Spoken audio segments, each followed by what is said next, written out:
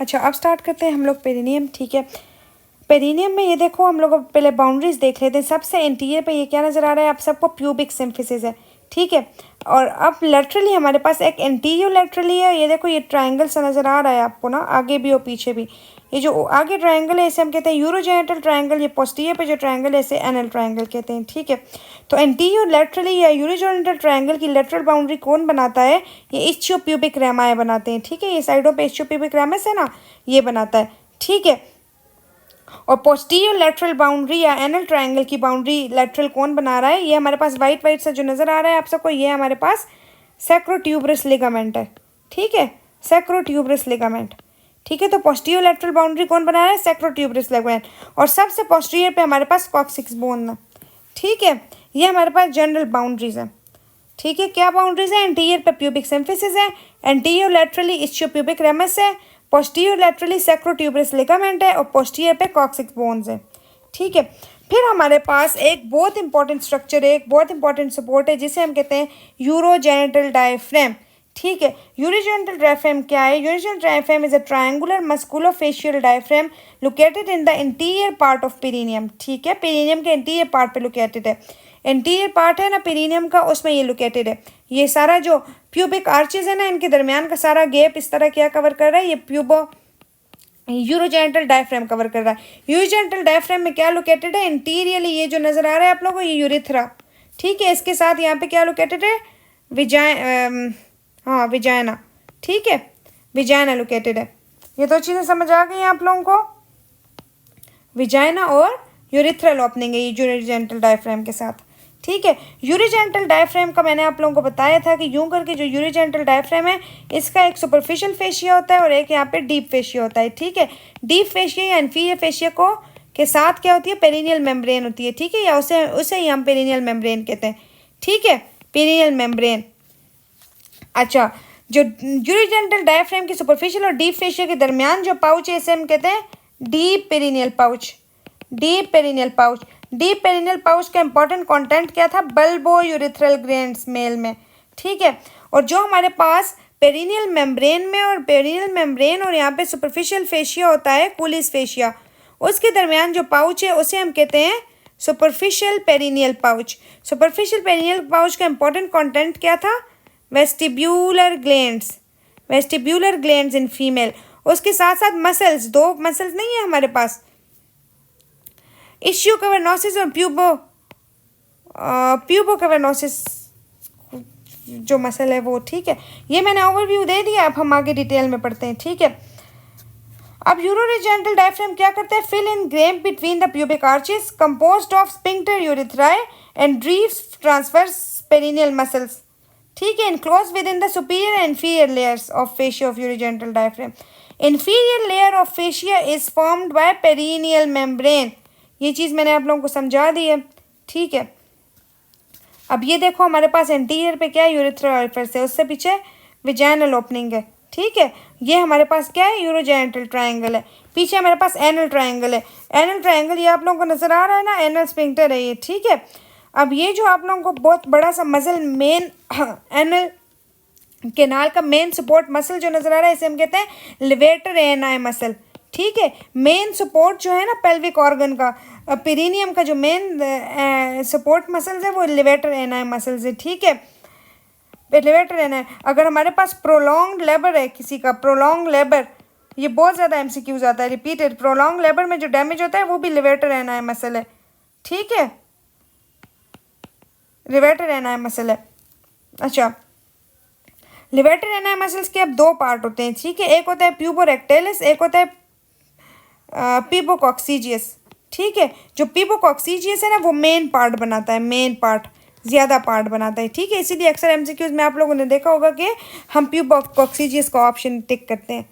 ठीक है, ये जनरल ओवरव्यू था, मैंने आप लोगों को बता दी। एनल कैनाल को सराउंड करता है क्या? External anal sphincter. External anal sphincter को क्या सप्लाई कर रहा है? पोडेंडल नर्व सप्लाई करती है। ठीक है, वॉलंटरी कंट्रोल में होता है। समझ आ गई ये बात आप लोगों को? अच्छा, यहाँ पे अब ये जो नज़र आ रही है इसे हम कहते हैं पेरिनियल बॉडी। ठीक है, ये जो सारे के सारे एनल कैनाल के मसल्स हैं ना, जो एनल ट्रायंगल के मसल्स हैं वगैरह, ये आके यहाँ पे एक बॉडी पे अटैच होते हैं, स्ट्रॉन्ग बॉडी होती है ये, वेज शेप स्ट्रक्चर होता है जिसे हम लोग कहते हैं पेरिनियल बॉडी। ठीक है, ये पेरिनियल बॉडी बहुत इंपॉर्टेंट है, ये सपोर्ट दे रही होती है, ठीक है, इन मसल्स को। इसका डैमेज मतलब कि एक्सटर्नल एनल स्फिंक्टर भी डैमेज। समझ आ गई ये बात?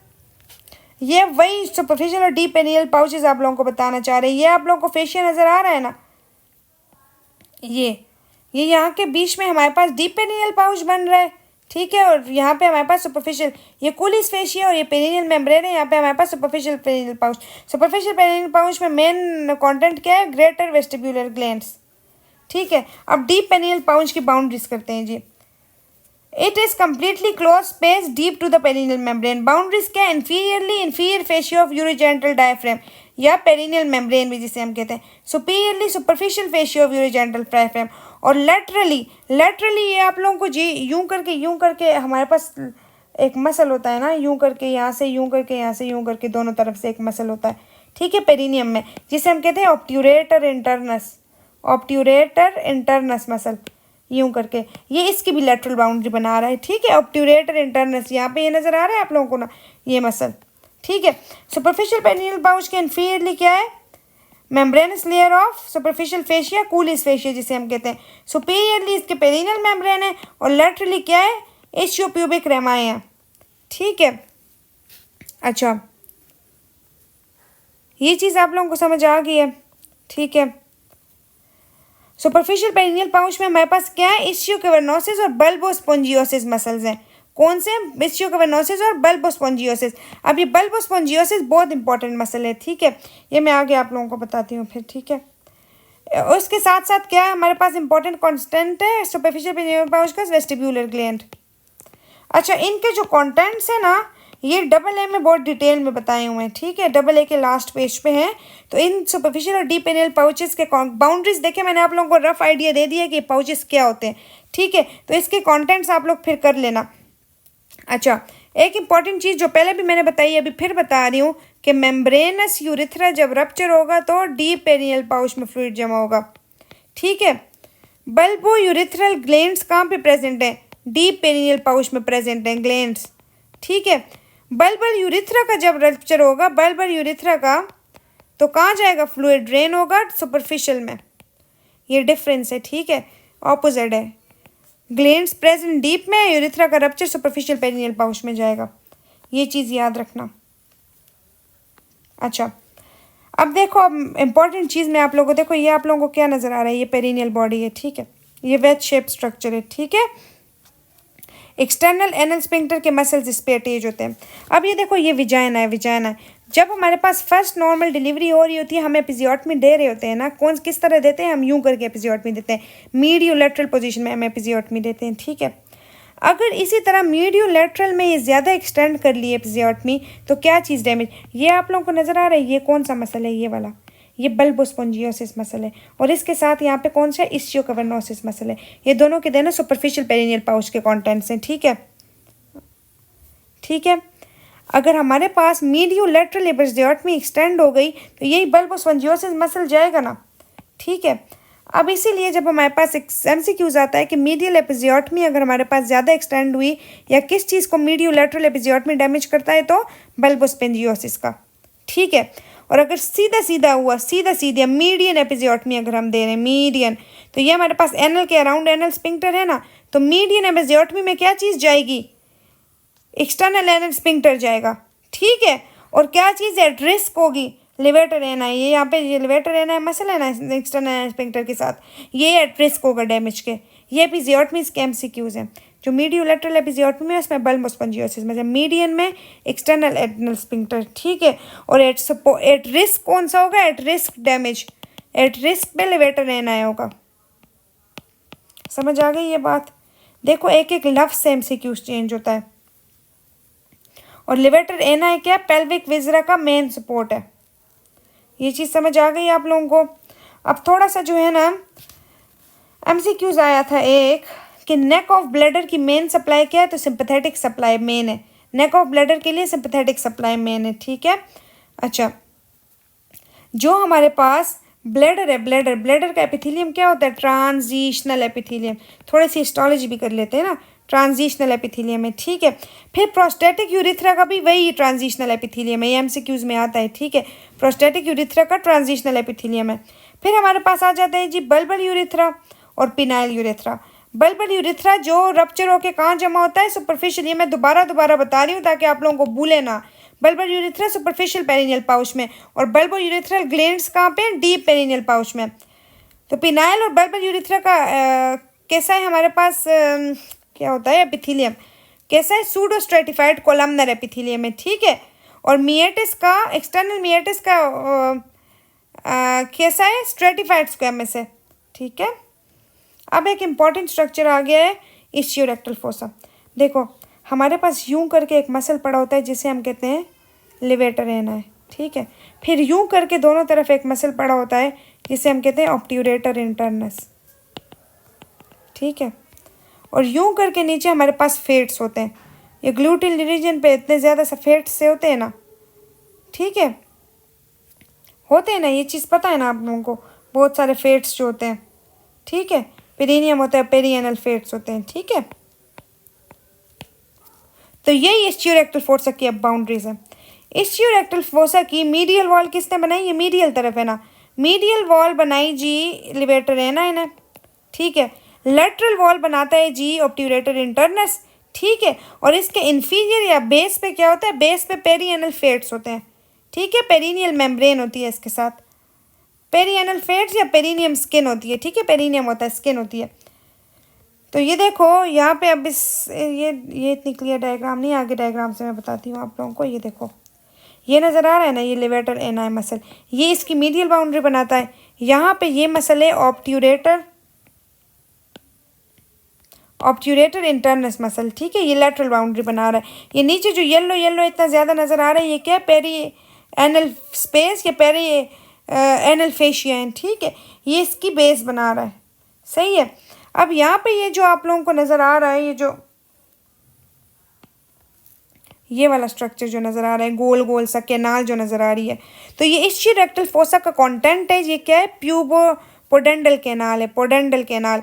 पोडेंडल कैनाल में हमारे पास क्या होता है, pudendal nerves, pudendal arteries, internal pudendal arteries. देखो मैंने बताया था ना, पेरिनियम की मेन आर्टरी क्या है, इंटरनल पोडेंडल आर्टरी है, और मेन नर्व क्या है, पोडेंडल नर्व है, ठीक है। ये जो इंटरनल पोडेंडल आर्टरी और वो है ना पोडेंडल नर्व है ना, यही इस पोडेंडल कैनाल का कंटेंट है। और यही पोडेंडल कैनाल कहाँ पे प्रेजेंट है, इस्चियोरेक्टल फोसा में प्रेजेंट है।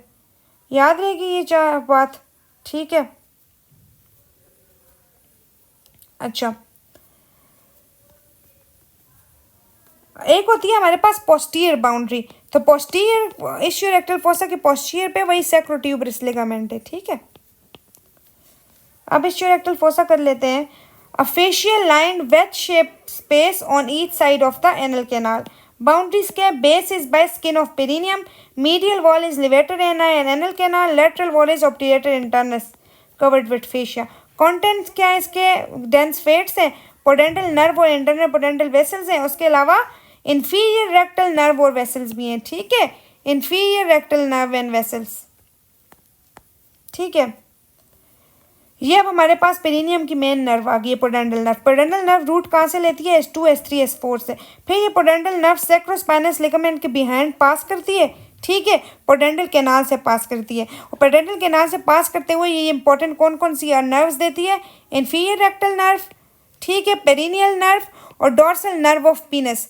ये एमसीक्यूज आता है कि डॉर्सल नर्व ऑफ पीनस किसकी ब्रांच है, पोडेंडल नर्व की। बस पेरिनियम की किसी भी नर्व का पूछे ना तो बस अल्टीमेटली वो पोडेंडल नर्व की ब्रांच है, ठीक है। पेरिनियम की मेन नर्व भी पोडेंडल नर्व है, ठीक है। मेन आर्टरी कौन सी है, internal pudendal artery. Internal pudendal artery कैसे राइज होती है, ये मैंने बहुत दफ़ा आप लोगों को बता दिया, इंटरनल इलियक आर्टरी के से राइज है, ठीक है। फिर इंपॉर्टेंट एक चीज़ हमारे पास आती है, बहुत इंपॉर्टेंट, उसे हम कहती हैं ओवेरियन फोसा। फोसा मतलब गोल सा, ठीक है। ये गोल सा आप क्या है, ओवेरियन फोसा है। अब इसकी एक सुपीरियर बाउंड्री है, एक इसकी है जी एंटीरियर बाउंड्री, एक है पोस्टीरियर और एक इन्फीरियर बाउंड्री, ठीक है। देखो हमें पता है ना, एक्सटर्नल इलियक आर्टरीज होती है और एक इंटरनल इलियक आर्टरीज है। जो इसकी सुपीरियर पे पड़ी हुई है ना, वो एक्सटर्नल इलियक, ऊपर छत जो बना रही है, सुपीरियर बाउंड्री जो इसकी बना रही है वो एक्सटर्नल इलियक है, ठीक है। एक्सटर्नल इलियक, सुपीरियर मतलब सामने सामने ना, तो एक्सटर्नल इलियक है, ठीक है। इसके पोस्टीरियर सरफेस पे इस तरह यहाँ पे एक चीज़ होती है और एक यहाँ पे वेसल्स होती हैं, ठीक है। जो बिल्कुल पोस्टीरियर होती है वो यूरेटर है, और फिर यूरेटर के भी पोस्टीरियर पे क्या होता है, इंटरनल इलियक वेसल्स होती हैं, इंटरनल इलियक आर्टरी और वेन, ठीक है। ये चीज़ समझ आ गई आप लोगों को, सही है। इन्फीरियर पे अब इसके क्या होता है, इन्फीरियर देखो हर तरफ आर्टरीज है, ऊपर एक्सटर्नल इलियक है, पीछे यूरेटर, और यूरेटर है सबसे पहले, यूरेटर के पीछे, ये इंपॉर्टेंट चीज़ है। अच्छा, पहले यूरेटर है और यूरेटर के पीछे इंटरनल इलियक है, क्योंकि रिलेशन यूँ भी आता है कि पोस्टीरियर टू यूरेटर क्या है, पोस्टीरियर टू यूरेटर क्या है, इंटरनल इलियक वेसल्स हैं, ठीक है। और ये ओवेरियन फोसा है, ओवेरियन फोसा में क्या होता है, ओवेरियन आर्टरी होती है, ठीक है। सम ओवेरियन और यूट्राइन आर्टरीज जो होती हैं, ठीक है। तो यूँ आता है कि ओवेरियन आर्टरी के बिल्कुल पीछे क्या है, यूरेटर है, और यूरेटर के पीछे इंटरनल इलियक आर्टरीज हैं, ठीक है। अब हमारे पास इन्फीरियर, अच्छा ये तो हम लोगों ने एक्स्ट्रा चीज़ कर ली ना, ओहो। अब मैंने आप लोगों को बताना था कि इन्फीरियर क्या है। इन्फीरियर पे भी आर्टरी है, कौन सी, ऑब्चुरेटर आर्टरी है, ऑब्चुरेटर वेसल्स हैं, ठीक है। जो इंटीरियर है, अब इंटीरियर रह गया, इंटीरियर पे ब्रॉड लिगामेंट है, देखो बड़ा सा लिगामेंट है ना, आगे तो पड़ा है ना ओवरीज के पूरे आगे सरफेस पे एंटी ब्रॉड लिगामेंट है। ये ओवेरियन फोसा के बाउंड्रीज हैं, वेरी इंपॉर्टेंट बाउंड्रीज आती ही आती हैं, ठीक है। सुपीरियरली ब्लू कलर की एक्सटर्नल इलियक हैं, पीछे हमारे पास यूरेटर है और साथ इंटरनल इलियक हैं, नीचे भी आर्टरीज हैं, ठीक है। Superiorly external iliac artery vein, inferiorly broad ligament of uterus, posteriorly ureter and internal iliac, inferiorly obturator nerve and artery and vein, ठीक है। ये अब रिलेशन देखो, देखो सबसे आगे हमारे पास गुनेडल आर्टरीज है, गुनेडल आर्टरीज के पीछे ग्रीन सा यूरेटर है, यूरेटर के पीछे इंटरनल इलियक आर्टरी। ये देखो इन तीनों का आपस में रिलेशन याद रखना, सबसे इंटीरियर पे गुनेडल है क्योंकि ये हमारे पास आती हैं, ठीक है। बस ये इंपॉर्टेंट पेल्विस ओपिनियन अल्हम्दुलिल्लाह हमारी एमसीक्यूज वाइज और एफसीपीएस के अकॉर्डिंग जो इंपॉर्टेंट चीज़ थी ना वो मैंने आप लोगों को सारी कवर करवा दी है, ठीक है। अब आप लोग क्या कर लो कि डबल ए से इसको अच्छे से सारे एमसीक्यूज इसके कर लो इंशाल्लाह। डबल ए के एमसीक्यूज इस लेक्चर के बाद आप लोग पेल्विस का कोई भी एमसीक्यूज मिस नहीं करोगे इंशाल्लाह, ठीक है। और मुझे दुआओं में याद रखना। एक हदीस कर लेते हैं कि द प्रॉफिट मोहम्मद सल्लल्लाहु अलैहि वसल्लम said the reward of deeds depends upon the intentions and every person will get the reward according to what he has intended, ठीक है। इसीलिए सब के सब अपनी नीयतें साफ़ रखें, आगे अता करने वाली ज़ात मेरे रब की है। जज़ाकल्लाह, अल्लाह हाफिज़।